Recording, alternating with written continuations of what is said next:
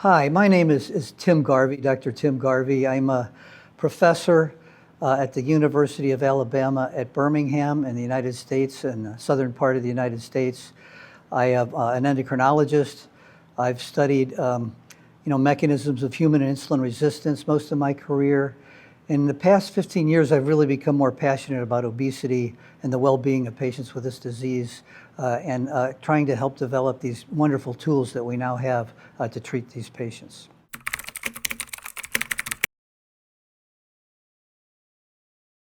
Yes, thank you for that question. All of the guidelines around the world now harmonize around something we call complication-centric care. So what do I mean by that? Really, we treat this disease of obesity to improve the health and well-being of patients with the disease. And it's the complications of the disease, whether they're biomechanical, cardiometabolic, or even quality of life issues that really impair patients' quality of life and their health. And really what we're all about is treating and preventing those complications because, again, those are what really confer morbidity and mortality to the disease. So it's more than just weight loss. It's improving the health of patients.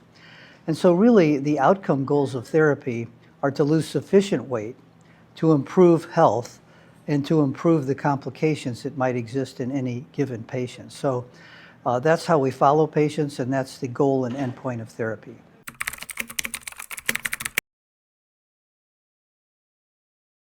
The OASIS trials really explored the safety and efficacy of oral semaglutide.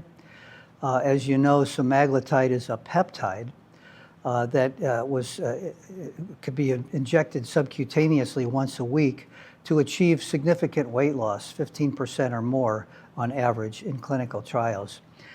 And so this is an oral preparation. Instead of a weekly subcutaneous injections, patients take this once a day in the morning, half hour before you eat anything with a certain amount of water to enhance absorption. But how do patients absorb a peptide? Because peptides are digested quickly in the gastrointestinal tract. Semaglutide is ensconced within a certain matrix called SNAC, S-N-A-C, and this protects the peptide and allows it to be absorbed through the gastric lining, the stomach lining, because it changes the pH from acid to base right at that locus where it touches the mucosa, and it's absorbed into the bloodstream. So this allows oral ingestion of a peptide. And of course, it's the same peptide that circulates in the bloodstream, goes to the feeding centers in the brain, and suppresses appetite. In the clinical trials, the oral preparation was just about as effective for weight loss as the subcutaneous injection. And the side effect profile was similar as well. So I view this as just an alternative. Really, patient preferences are involved here. If a patient would rather take an oral daily medication versus a weekly injection, then that would be fine. So I have patients that prefer the injection over the oral. So the one thing about the oral, though, I think that's preferable is that it doesn't require refrigeration.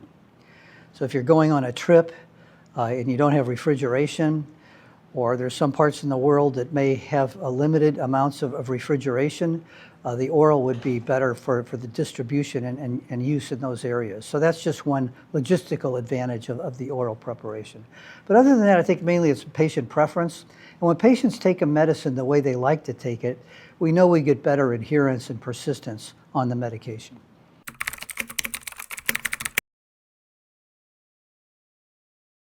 Well, as you know, most patients that have diabetes also have a degree of excess body weight, overweight, or obesity. And what we've seen in these clinical trials of obesity medications, tirzepatide SURMOUNT trials and tirzepatide in SURMOUNT trials and semaglutide in the STEP-UP trials, these drugs cause substantial weight loss, which improves the obesity outcomes, but also lower hemoglobin A1C down to really very good levels. I mean, the majority of patients reach the American Diabetes Associated recommended target of 7% or less. And 2/3 or more reach the AACE recommended guideline of less than 6.5%.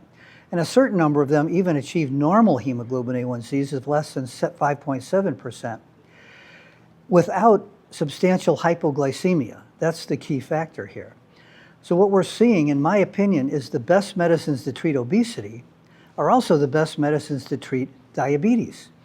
You know, early on in my training, we had, you know, NPH and regular insulin and sulfonylureas and metformin to treat diabetes. To think I could get substantial numbers of my patients to normal hemoglobin A1C levels, less than 5.7, without hypoglycemia, I did not think I would see those days. And now, you know, we see that in clinical trials with tirzepatide and semaglutide in type 2 diabetes in patients that also have obesity. So I would treat both of these diseases at once with these medications.